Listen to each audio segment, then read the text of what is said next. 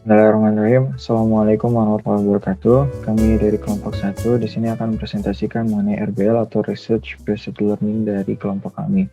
Sebelumnya perkenalkan, saya Muhammad Muklis, kemudian ada beberapa teman saya. Di sini ada Laura Cindy Hartono, Muhammad Fadilah, Anissa Nabila Aliyah, Ratu Anggraini, Anada Fatul Khotimah, Auli Hanifah, Muhammad Hafiz, Laras Ati Rizky Apriliani, dan terakhir ada Muhammad Rian Ahmadifah.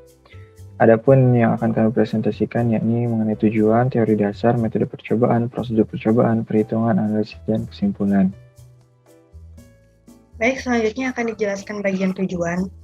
Adapun tujuan dari RBL pada semester genap ini yaitu: pertama, membuat induktor solenoida dengan nilai induktansi minimal 1 mH dan volume maksimal 10 cm3. Selanjutnya, akan diukur induktansi menggunakan rangkaian seri LLC dengan multimeter ataupun ampemeter. Oke, berikutnya, impedansi adalah hasil gabungan dari nilai resistor dan reaktansi dalam rangkaian AC dengan nilai hambatan yang ada pada kapasitor dan induktor yang diperoleh dan nilai reaktansi. Beban kapasitif menyatakan impedansi yang kapasitansinya lebih besar dari induktasinya. Sedangkan beban induktif menyatakan induktasi pada rangkaian lebih besar dibandingkan dengan kapasitansinya. Pada percobaan kali ini, rangkaian yang digunakan adalah rangkaian LLC seri. Dengan hambatan yang dilambangkan sebagai R, induktor sebagai L, dan kapasitor sebagai C. Di sini disusun seri. Berikutnya, impedansi pada rangkaian LLC seri dilambangkan dengan Z, di mana Z ini didapat dengan hasil akar dari R kuadrat ditambah dengan omega L min 1 per omega C dikuadratkan. Induktansi didefinisikan sebagai hasil dari flux total dibagi arus. Arus dalam kumparan menimbulkan flux. Flux dianggap bertautan dengan masing-masing lilitan. Induktansi dilambangkan dengan L dan satuannya Henry. Induktansi dirumuskan dengan N dikali flux dibagi I, di mana N adalah jumlah lilitan dan I adalah arus. Sedangkan induktansi diri merupakan induktansi di mana GGL induksi diri yang terjadi di dalam suatu penghantar arusnya berubah-ubah dengan satuan kuat arus per detik. Hubungan GGL induksi diri dengan laju perubahan kuat arus dirumuskan dengan minus L besar dikali delta L kecil per delta T, di mana delta L kecil per delta T adalah perubahan kuat arus.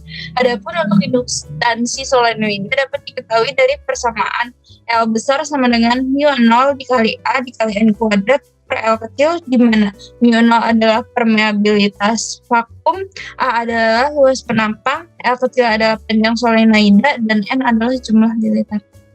Selanjutnya, metode percobaan. Adapun metode percobaan yang dilakukan adalah metode pengambilan data secara kuantitatif, di mana data diperoleh dengan cara membuat rangkaian RLC seri dengan penekanan dalam pembuatan induktor solenoid yang terbuat dari lilitan kawat enamel. Nah, pembuatan lilitan ini sesuai dengan perumusan yang telah dibahas dalam teori dasar, yakni rumus induktasi diri, dan pengambilan data menggunakan multimeter melalui langkah percobaan yang akan dijelaskan pada video berikutnya. Oke, selanjutnya desain dan bahan. Seperti yang terlihat pada gambar, kelompok kita menggunakan bahan-bahan yang sederhana dan mudah didapatkan. Alasnya sendiri terbuat dari papan jalan yang kita lapisi dengan kertas kado supaya menambah nilai estetik dan terlihat lebih rapi. Selain itu, alasan kita menggunakan papan jalan karena dia bersifat isolator sehingga tidak mengganggu rangkaian. Rangkaiannya sendiri kita susun mengikuti bentuk alasnya berupa segi 4 agar terlihat lebih rapi dan proses percobaan dapat dilakukan dengan mudah. Selanjutnya, kawat enamel. Untuk solenoidanya kita lilit di atas tutup parfum yang berbentuk tabung dan berbahan dasar plastik.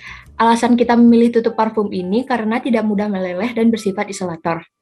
Pada ujung-ujung solenoidanya kita tutup menggunakan kardus yang berbentuk lingkaran dengan diameter yang lebih besar dari tutup parfumnya agar lilitan kawat enamel tidak bergeser. Selanjutnya, untuk bahan dan harga yang kita gunakan, yang pertama ada sarung tangan dengan harga 15.000, kemudian multimeter 75.000, ada kawat enamel seharga 18.000, selanjutnya project board BB3 23.000, selanjutnya ada capit buaya dengan harga 3.000, kemudian ada kabel AC dengan harga 7.500, ada kabel dengan harga 2.000, selanjutnya resistor setengah watt dengan harga 4.000, timah 2.500, cup 100 NF dengan harga 1.000, saklar dengan harga 2.000. Sehingga total yang kita keluarkan adalah 153.000. Jadi secara garis besar percobaan ini melibatkan beberapa langkah-langkah. Pertama, siapkan semua alat-alat yang akan digunakan. Sambungan listrik PLN, satu daya, resistor. Resistor di sini akan menggunakan 4 variasi, yaitu 500 ohm, 710 ohm, 750 ohm, 810 ohm, dan 1000 ohm. Kapasitor 1 mikrofarad, dan induktor dengan lilitan sebanyak 320 lilitan. Kedua, nyalakan sambungan dan nyalakan saklar pada satu daya. Pastikan tegangan pada satu daya bernilai 12 volt agar sesuai standar. Untuk mengeceknya akan dilakukan seperti ini.